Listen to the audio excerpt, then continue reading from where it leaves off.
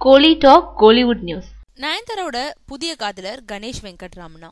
ஜெயம்ராஜா இயக்கத்துல ஜெயம் ரவிக்கு ஜோடியா நயன்தாரா நடிக்கும் திரைப்படம் தனி ஒருவன்.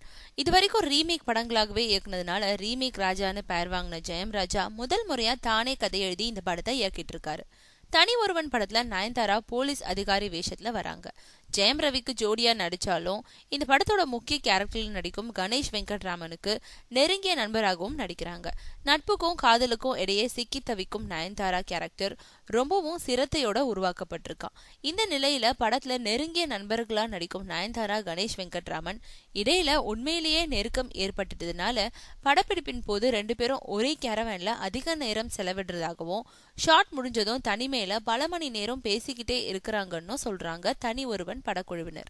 இது எதுல போய் முடியும்னு தெரியல.